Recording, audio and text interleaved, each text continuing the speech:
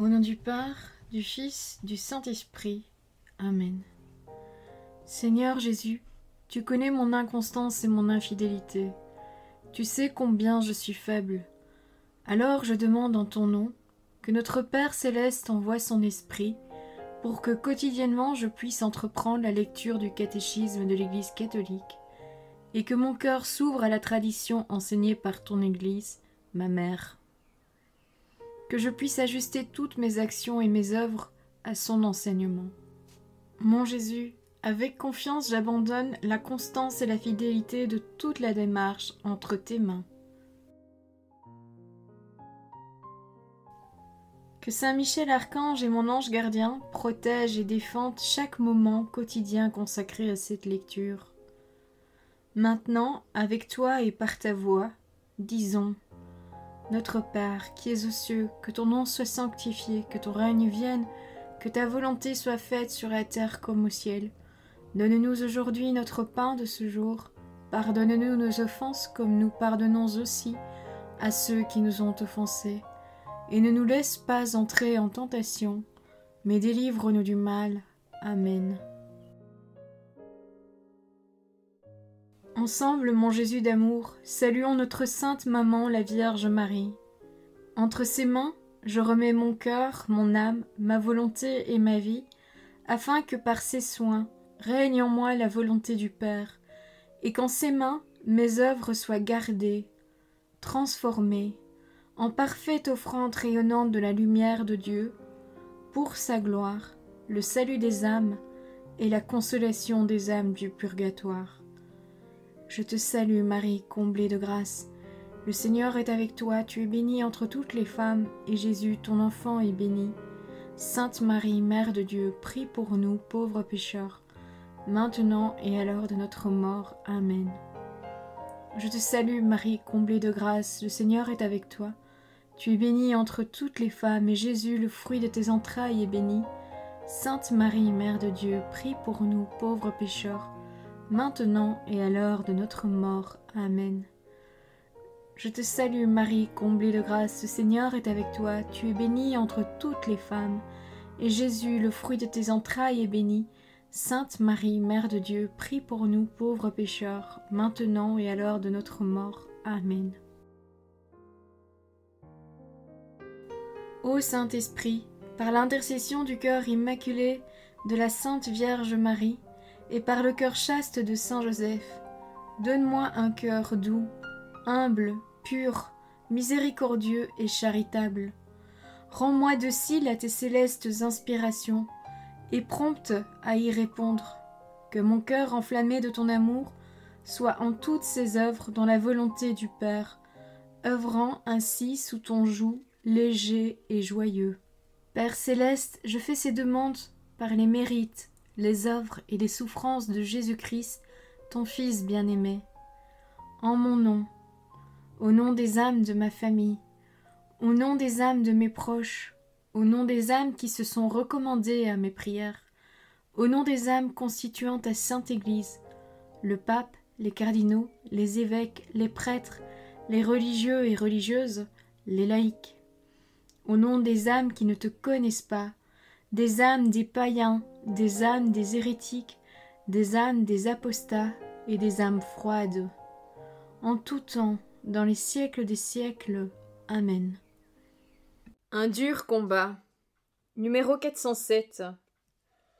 La doctrine sur le péché originel, liée à celle de la rédemption par le Christ, donne un regard de discernement lucide sur la situation de l'homme et de son agir dans le monde. Par le péché des premiers parents, le diable a acquis une certaine domination sur l'homme, bien que ce dernier demeure libre. Le péché originel entraîne la servitude sous le pouvoir de celui qui possède l'empire de la mort, c'est-à-dire du diable.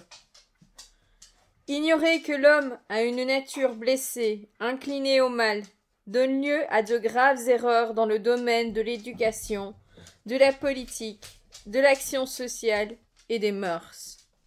Numéro 408. Les conséquences du péché originel et de tous les péchés personnels des hommes confèrent au monde dans son ensemble une condition pécheresse qui peut être désigné par l'expression de saint Jean, le péché du monde, voir l'Évangile selon saint Jean, chapitre 1, verset 29.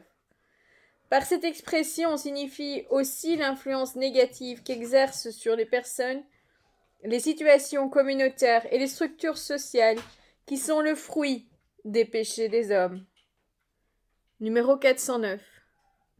Cette situation dramatique du monde qui tout entier gît au pouvoir du mauvais, voir la première lettre de saint Jean chapitre 5 verset 19, fait de la vie de l'homme un combat. Un dur combat contre les puissances des ténèbres passe à travers toute l'histoire des hommes. Commencé dès les origines, il durera. Le Seigneur nous l'a dit jusqu'au dernier jour. Engagé dans cette bataille, l'homme doit sans cesse combattre pour s'attacher au bien, et non sans grands efforts. Avec la grâce de Dieu, il parvient à réaliser son unité intérieure. 4e point. Tu ne l'as pas abandonné au pouvoir de la mort. Numéro 410. Après sa chute, l'homme n'a pas été abandonné par Dieu. Au contraire, Dieu l'appelle et lui annonce de façon mystérieuse la victoire sur le mal et le relèvement de sa chute. Ce passage de la Genèse a été appelé protévangile. Étant la première annonce du Messie rédempteur, celle d'un combat entre le serpent et la femme, et de la victoire finale d'un descendant de celle-ci. Numéro 411. La tradition chrétienne voit dans ce passage une annonce du nouvel Adam, qui, par son obéissance jusqu'à la mort de la croix, voir la lettre aux Philippiens chapitre 2 verset 8, répare en surabondance la désobéissance d'Adam. Par ailleurs, de nombreux pères et docteurs de l'Église reconnaissent dans la femme annoncée par le protévangile la mère du Christ, Marie, comme nouvelle Ève. Elle a été celle qui, la première et d'une manière unique, a bénéficié de la victoire sur le péché remportée par le Christ. Elle a été préservée de toute souillure du péché originel et durant toute sa vie terrestre, par une grâce spéciale de Dieu, elle n'a commis aucune sorte de péché. Numéro 412. Mais pourquoi Dieu n'a-t-il pas empêché le premier homme de pécher? Saint Léon le Grand répond: la grâce ineffable du Christ nous a donné des biens meilleurs que ceux que l'envie du démon nous avait ôtés.